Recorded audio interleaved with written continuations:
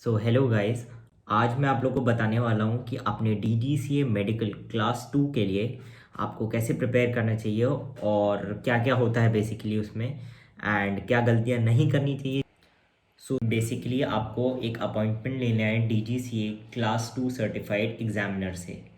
सो इसके लिए DGCA ने अपनी खुद की वेबसाइट पे एक PDF डॉक्यूमेंट डाला है जिसमें उन्होंने सारे डॉक्टर्स का नाम, उनका एड्रेस और कॉन्टैक्ट नंबर, ईमेल आईडी और उनकी वैलिडिटी दे रखी है। सो आपको सिंपली उधर जाना है। अगर मैं आपको, जैसे कि आप मेरे स्क्रीन पे देख सकते हो, वही खुला है PDF।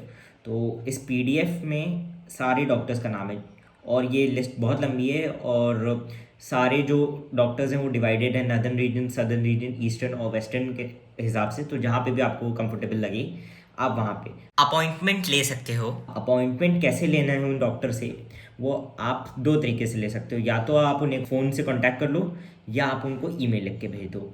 अब फ़ोन एक प्रिफर्ड है और फास्टर है क्योंकि तुरंत आप फ़ोन करोगे तो मुश्किल से उसी दिन जो भी बात होगी आपको फाइनल कुछ डेट मिल जाएगी टेंटेटिव। और ईमेल में फिर वो रिप्लाई जब तक करें तब तक मिलेगा। तो मेरे हिसाब से जो मैंने किया था वो मैंने कांटेक्ट किया था डायरेक्ट। उन्होंने उसी दिन विद इन लाइक 10-15 मिनट बात हुई, उसमें उन्होंने डेट दे दी थी और मैं उस दिन गया था फिर। तो ये एक सिंपल है। अगर ये आपको, पहली बात तो DGCA की वेबसाइट पे जो कोई भी एविएशन से रिलेटेड भी डॉक्यूमेंट लगेगा वो सारे पहले से ही DGCA ने अपनी वेबसाइट पर डाला है। तो आप अगर dgca.gov.in पे जाएंगे तो आपको सीधे से पर्सनल पे जाना पड़ेगा और उसमें मेडिकल में क्लास 2 मेडिकल एग्जामिनर्स करना पड़ेगा। तो आपको सीधे से ये PDF खुल जाएगा और आप इसमें से देख सकते हो। अब अपॉइंटमेंट तो आप ऐसे ले लोगे। और दूसरी चीज़ कि इसमें कोई वेटिंग नहीं है, जैसे क्लास 1 में होती है वेटिंग होती है कि आपको 1 महीने 2 महीने बाद की। बट आप इधर डॉक्टर को फ़ोन करोगे तो वो आपको एक बता देंगे जो उनको टाइम सूटेबल होगा और आपको वो आपको दे देंगे। ऐसा कुछ नहीं है कि 1 महीने बाद की डेट मिलेगी, अब पहले की नहीं मिल सकती। और दूसरी चीज़ कि आप जिस भी डॉक्टर को कांटेक्ट कर रहे हो, डॉक्टर के आगे जो वैलिडिटी लिखी है वो देख लेना कि वो वैलिडिटी है या नहीं। वैसे तो जनरली रहती है क्योंकि वो DGC अपने टाइम टू टाइम ये PDF अपडेट करता रहता है, तो उसमें तो कोई दिक्कत नहीं आनी चाहिए, बट स्टिल फिर भी देख लेना। और जो एक चीज़ जो मैंने फेस करी थी, जो प्रॉब्लम बेसिकली फेस की थी, वो ये थी कि आप डॉक्टर से पहले से ही पूछ लेना क्या क्या डॉक्यूमेंट्स ले जाने हैं, क्या चाहिए पड़ेंगे और क्या कौन सी रिपोर्ट्स मेडिकल टेस्ट करवाने होंगे वो। और दूसरी चीज़ अगर मैं ही बता देता हूँ कि कौन कौन से आपको डॉक्यूमेंट चाहिए, तो मैं जो लेके गया था वो 6 पासपोर्ट साइज़ फॉर्मल फ़ोटोज़ और 2 आधार कार्ड की कॉपी ले जाना एक पेज पे, फ्रंट एंड बैक साइड, बस बहुत होगा। एंड 2 मार्कशीट की copy front end back side and 2 passport की कॉपी अगर हो। पासपोर्ट के कौन से पेजेस, जो फ्रंट में जहाँ पे आपकी फ़ोटो लगी होती है डिटेल वो, एंड एकदम बैक साइड में जो एक पेज पे आपके पेरेंट्स की डिटेल और थोड़ी बहुत और डिटेल्स होती है वो दोनों पेजेस की कॉपी, ऐसे 2 कॉपीज़ बन जाए, ठीक है, और वो लेके जाना। So next is medical reports. Medical reports में आपकी ब्लड रिपोर्ट्स होंगी, उसमें एक होगी ब्लड ग्रुप की, दूसरी होगी HB, TLC, DLC और ESR। ये 5 ब्लड रिपोर्ट्स होंगी। कोशिश करिएगा ये सारी सेपरेटली आ जाए, मतलब जहाँ पे भी आप टेस्ट करवाओगे उन लेबोरेटरी में बोल दीजिएगा कि इनको सेपरेट पेजेस पे प्रिंट करें। बेसिकली इसीलिए क्योंकि इसकी जो रेंज होती है सारी चीज़ें रेंज में होनी चाहिए। बट कई बार होता है कि रेंज में नहीं आता। ये जो मेरे डॉक्टर जिन्होंने मेरा कंडक्ट कराया था मेडिकल, उन्होंने बोला था कि ये हर मिनट बदल जाती है वैल्यूज़। तो जिस समय अगर आपकी ब्लड रिपोर्ट हो सकता है कि ये रेंज में ना हो, तो अगर कोई एक चीज़ रेंज के बाहर है, जैसे ESR मेरा बढ़ गया, HB, TLC और DLC सेम है, सही है रेंज में, लेकिन वो चारों एक ही रिपोर्ट में है, तो अब मुझे चारों टेस्ट फिर से कराने पड़ेंगे। बट अगर मैं HB को अलग रखूँगा, TLC, DLC, ESR चारों चीज़ों को अलग अलग रखूँगा, तो यहाँ पे अगर मेरा HB बढ़ गया तो HB मैं फिर से कराऊंगा टेस्ट, लेकिन TLC, DLC, ESR नहीं कराने पड़ेंगे, उसकी वही रिपोर्ट्स चल जाएंगी। तो इसलिए मैं प्रेफर करूँगा कि आप उनको बोल दें कि अलग अलग पेजेस पे प्रिंट कर दें, बस और कुछ नहीं। और फिर आता है यूरिन रिपोर्ट्स। उसमें होगी urine routine examination with specific gravity. तो ये रिपोर्ट तो एक ही पेज पे होगी, वो ठीक है। और फिर आता है चेस्ट एक्सरे PA और ECG एक होता है रेस्ट पोजीशन पे। और प्योर टोन ऑडियोमेट्रिक ईयर्स की, बस। ये जो, और बीएमआई का जो होता है, अगर आपका बीएमआई नॉर्मल है तो सिर्फ यही टेस्ट होंगे, और अगर बीएमआई ज़्यादा है, अगर आप ओबेसिटी की तरफ जा रहे हैं, तो आपको 2-3 टेस्ट और कराने पड़ेंगे। एंड अगर लेसिक कराया है आपने, लेसिक आई ट्रीटमेंट आईज़ का, तो आपको अगेन 2 से 3 और टेस्ट होंगे, वो कराने पड़ेंगे। फिर एक चीज़ जो ध्यान रखने वाली है वो ये है कि सारी रिपोर्ट्स जो आएंगी वो NABL या NABH सर्टिफाइड लैब से होगी। कोई भी लैब से नहीं करा सकते। जिनके पास NABL NABH का सर्टिफिकेशन है, केवल उन्हीं लैब से करवाइएगा, वही सिर्फ DGCA एक्सेप्ट करते हैं। बाकी कोई और लैबोरेटरी से कराएंगे तो आप वो एक्सेप्ट नहीं करेगा DGCA।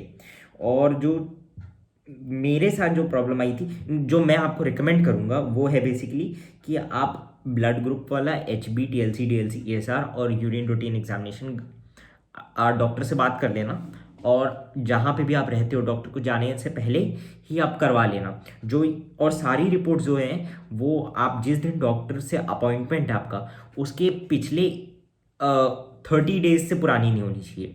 जिस डेट को आप सबमिट करोगे, ना 30 डेज पहले के और प्रायर, ना 30 डेज के बाद। जो डेट है उससे 30 दिन आगे और 30 डेज पुरानी, बस उतनी ही रिपोर्ट चलेगी।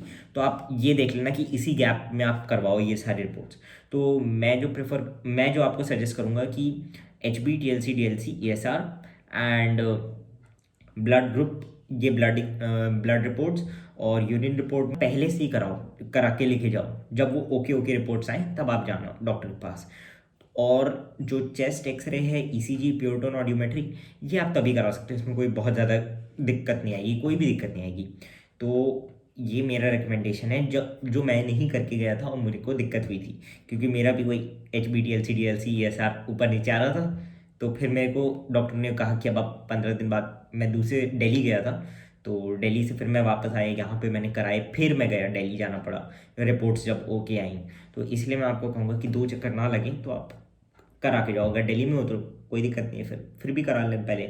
और जो चीज़ है, ये सारी रिपोर्ट्स जो हैं वो डॉक्टर सबमिट कर लेंगे।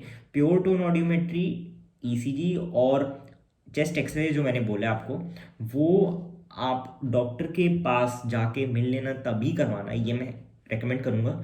क्योंकि इसमें वो कुछ लिखना होता है रिपोर्ट्स के ऊपर, जो डॉक्टर लिखते हैं जिनसे आप करवाते हो। तो इसीलिए आप, जो आपका एग्जामिनर है, आप उनके पास जाएंगे, वो एक आपको बड़ा सा फॉर्म देंगे, उसी के साथ वो आपको समझाएंगे, तब आपको ईजी होगा वो करना। तो ये 3 चीज़ें वहाँ से। और जो है ये रिपोर्ट्स तो सारी डॉक्टर ही सबमिट कर लेंगे अपने पास एंड में, तो उसमें तो कुछ नहीं है। एंड सो जब आप फाइनली डॉक्टर के पास पहुंचेंगे अपॉइंटमेंट वाले दिन, तो सबसे पहली चीज़ तो आप कोशिश करिएगा कि जो टाइम दिया है उन्होंने उसी टाइम पे जाएं, डिले ना हो जाए। और जब आप वहाँ पे जाएंगे तो डॉक्टर सबसे पहले आपको एक फॉर्म देंगे भरने के लिए, जिसमें आपको अपनी फ़ोटो स्टिक करनी होगी, साइन करने होंगे, और बेसिकली उसमें पूछते हैं कि क्या आपको ये कोई प्रॉब्लम थी पहले, ऐसे करके। तो वो फॉर्म भरवाएंगे और वो आपका एक शॉर्ट चेकअप करेंगे, BMI और लेंथ, हाइट वगैरह, वेट वगैरह। और फिर वो आपको वही उस फॉर्म के कुछ पेजेस दे देंगे, और वो आपको, हाँ, वो अच्छे से समझाएंगे आपको कि उन फॉर्म्स के साथ कौन से डॉक्टर के पास जाना है और कैसे उनसे भरवाना है। तो हाँ, और वो कुछ स्पेसिफिक टर्म्स बोलेंगे कि आप जैसे उन डॉक्टर से लिखवाइए कि all okay, the patient is fine करके, ये एग्जांपल दे रहा हूँ, मेरे को याद नहीं है, बट वो ऐसे कुछ टर्म्स होते हैं, वो ही देंगे। तो आप कोशिश करिएगा कि जिन डॉक्टर के पास आप जाएंगे उनसे आप बोलिएगा कि मेरे का ये DGCA का है, इसमें जो एग्जामिनर हैं उन्होंने ऐसे ऐसे लिखवाने को बोला है, तो आप प्लीज़ यही लिख दीजिए, ये मेरे को हेल्प करेगा करके। तो वो लिख देते हैं, तो आप वही कोशिश करिएगा लिखवाएं। तो वो आपको, जो एग्जामिनर है आपके DGCA मेडिकल एग्जामिनर, वो आपको एक फॉर्म दे देंगे, और वो फॉर्म बेसिकली आपको लेके जाना पड़ेगा एक ENT डॉक्टर के पास, एक आईज के डॉक्टर के पास, और उनसे आपको वो फिलअप करवाना होगा जैसे जैसे बोलेंगे। और ये बेसिकली जो पूरा काम है प्रोसेस, जिस दिन आप डॉक्टर के पास जाएंगे तो मैक्सिमम 2 डेज़ लगेंगे इसमें। एंड जो मेडिकल एग्जामिनर है वो आपको EGCA ID, या तो अगर आपके पास है तो ID पासवर्ड मांगेंगे, वरना आपको क्रिएट करने को बोलेंगे वो। तो मेरा सजेशन है कि आप बना के ही चले जाना, वो बहुत इजी है, उसमें कुछ ज़्यादा मेहनत नहीं लगती। तो आप वो EGCA ID अकाउंट बना लेना, उस पर वो सारे डॉक्यूमेंट्स जो हैं आपके, जो फॉर्म भरवाया उसका एक एक पेज, मतलब वो अपलोड करेंगे, उनको वो अपना जैसे भी फॉर्म भरते हैं अपने अकाउंट से और आपके अकाउंट से, वो भरेंगे, वो फॉर्म अपलोड करेंगे, प्लस उसकी जो फिजिकल कॉपी है पूरी फाइल फॉर्म बनाएंगे, वो भी वो अपने पास ही रखेंगे। वो डीजीसीए को मैनुअली सेंड करेंगे और एक कॉपी डिजिटली ईडीसीए के थ्रू जाती है। तो जब ईडीसीए पे अपलोड हो जाएगा तो उससे ये फ़ायदा है कि आपको जो CA35 है वो जब आपके एग्जामिनर अपलोड करेंगे उसके नेक्स्ट डे इवनिंग तक मिल जाएगा CA35, जिसमें आपका पायलट मेडिकल रिकॉर्ड नंबर होगा, PMR नंबर, और बेसिकली ये लिखा होगा कि आपने क्लास 2 मेडिकल पास कर लिया है, ये वो। और जो मेडिकल असेसमेंट है, जो फाइनल क्लास 2 का प्रॉपर डॉक्यूमेंट है, वो आपको 7 to 8 डेज़ मान लो उसके बाद मिल जाएगा। जैसे कि आप मेरे स्क्रीन पे देख पा रहे हैं, ये मेरा EGC अकाउंट खुला हुआ है। इसमें अगर आप मेडिकल सर्विसेज पे जाएं और ये इशुएंस ऑफ मेडिकल एग्जामिनेशन के under issuance of class 2 medical, इस सेक्शन में जो आपके डॉक्टर हैं वो फाइल्स अपलोड करेंगे आपके। इसमें जैसे लिखा हुआ है passport size photo, investigation reports में आपका HB, TLC, DLC और CBC, और urine routine /ME, ECG, chest x-ray, pure tone audiometry, ये सारी चीज़ें हैं डॉक्यूमेंट्स, और इधर वो अपलोड करेंगे। और जो आपको नेक्स्ट डे जहाँ पे मिलेगा वो ये डाउनलोड सर्टिफिकेट /असेसमेंट। इसके अंडर ये देखिए view CA35 view medical assessment, जो आपका CA35 आ जाएगा वो यहाँ पे आ जाएगा। ये देखिए जैसे मेरा CA35 है, ये यहाँ पे आएगा, और जो आपका मेडिकल असेसमेंट होगा वो इस पे आ जाएगा मेडिकल असेसमेंट के पेज के अंडर। और अगर आपको ट्रैक करना है अपना मेडिकल एप्लीकेशन, तो आप यहाँ पे व्यू /ट्रैक मेडिकल एप्लीकेशन पे जाके, यहाँ पे जाके वो आपको पूरा आपका स्टेटस देता है मेडिकल एप्लीकेशन का। यहाँ पे आप जो भी, मेरा तो अप्रूव्ड है, अगर कहीं पे एरर आता है तो वो एक्शंस में देता है कि अपडेट करके, तो वो आप ठीक कर सकते हैं। और बाकी अगर मैं आपको दिखाता हूँ, जो CA35 होगा वो आपका कुछ ऐसा दिखेगा।